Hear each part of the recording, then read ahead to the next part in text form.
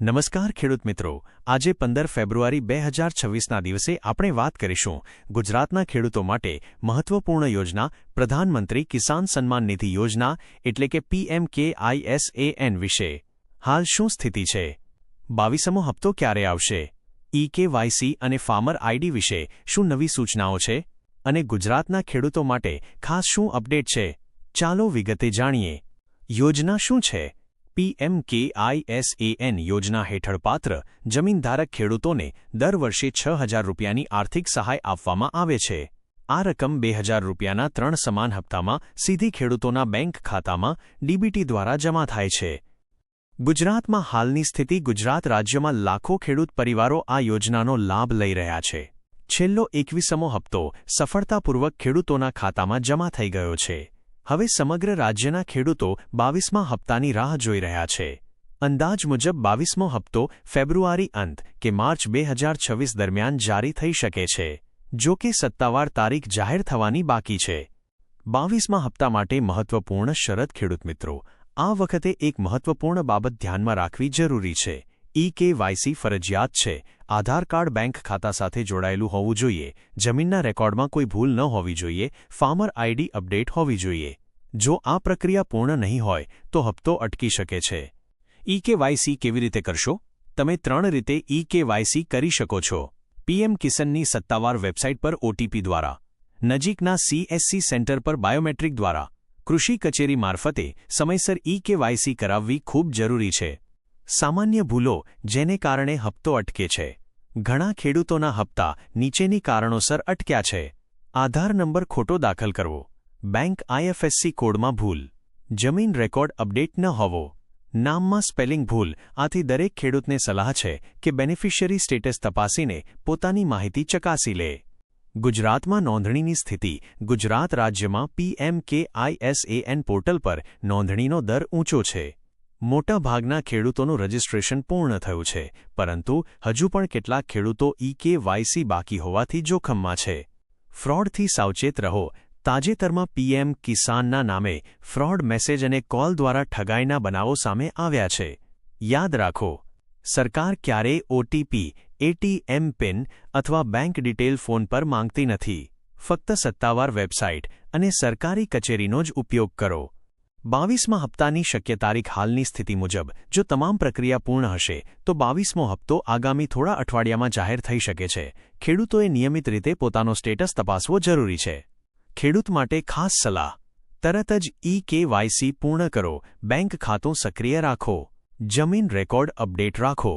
કોઈ શંકા હોય તો તાલુકા કૃષિ કચેરી સંપર્ક કરો.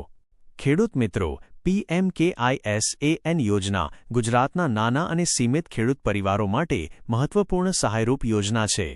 22મા હપ્તા પહેલા જરૂરી દસ્તાવેજો અને EKYC પૂર્ણ કરશો તો જ સમયસર રકમ તમારા ખાતામાં આવશે. આજની 15 ફેબ્રુઆરી 2026ની તારીખ મુજબ આ મહત્વપૂર્ણ અપડેટ્સ હતા.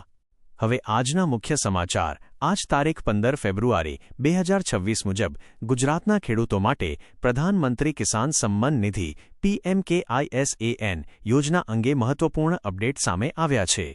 રાજ્યના લાખો ખેડૂત પરિવારો આ કેન્દ્ર સરકારની યોજનાનો લાભ લઈ રહ્યા છે. છેલ્લા સમયમાં 21મો હપ્તો સફળતાપૂર્વક ખેડૂતોના બેંક ખાતામાં જમા થઈ ચૂક્યો છે અને હવે સૌની નજર 22મા હપ્તા પર છે. માહિતી મુજબ 22મો હપ્તો ફેબ્રુઆરી અંત અથવા માર્ચ 2026 દરમિયાન જારી થવાની સંભાવના વ્યક્ત કરવામાં આવી રહી છે. જો કે સરકાર તરફથી હજી સત્તાવાર તારીખ જાહેર કરવામાં આવી નથી. ખેડૂતોએ પોતાના મોબાઈલ નંબર અને બેંક ખાતાની માહિતી અપડેટ રાખવી જરૂરી છે, જેથી હપ્તો સમયસર પ્રાપ્ત થઈ શકે. સરકાર દ્વારા ફરી એકવાર સ્પષ્ટ કરવામાં આવ્યું છે કે EKYC ફરજિયાત છે. જે ખેડૂતોએ હજી સુધી EKYC પૂર્ણ નથી કર્યું તેઓએ તાત્કાલિક PMKISANની સત્તાવાર વેબસાઇટ પર જઈ OTP દ્વારા અથવા નજીકના CSC સેન્ટર પર બાયોમેટ્રિક પદ્ધતિથી પ્રક્રિયા પૂર્ણ કરવી જોઈએ. આધાર કાર્ડ બેંક ખાતા સાથે લિંક હોવું અને જમીનના દસ્તાવેજોમાં કોઈ ભૂલ ન હોવી આવશ્યક છે. ઘણી વખત નામની સ્પેલિંગ ભૂલ, IFSC કોડમાં ગડબડ અથવા આધાર નંબર ખોટો દાખલ થવાથી હપ્તો અટકી જાય છે. ગુજરાતમાં નોંધણીનો દર સારો હોવાનું જણાઈ રહ્યું છે અને મોટાભાગના ખેડૂતો યોજનામાં સમાવિષ્ટ છે. તેમ છતાં કેટલાક કેસોમાં જમીન રેકોર્ડ સીડિંગ અથવા આધાર ચકાસણી બાકી હોવાથી રકમ અટકતી હોવાની માહિતી મળી રહી છે. આવા ખેડૂતોને તાલુકા કૃષિ કચેરી અથવા સંબંધિત અધિકારીઓનો સંપર્ક કરવા સલાહ આપવામાં આવી છે.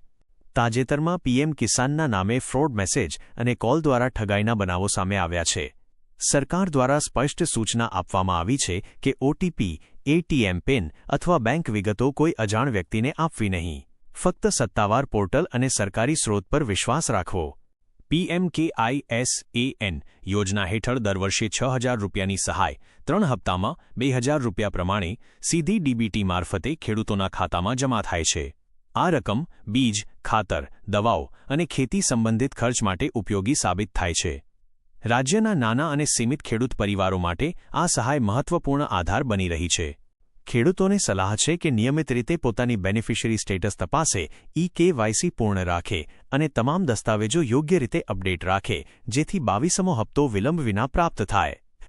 જો તમને આ માહિતી ઉપયોગી લાગી હોય તો આ વિડિયો તમારા અન્ય ખેડૂત મિત્રો સાથે જરૂર શેર કરજો અને આવા જ વિડિયો જોવા માટે અમારી ચેનલ ખેડૂત ખબરને સબસ્ક્રાઇબ કરો.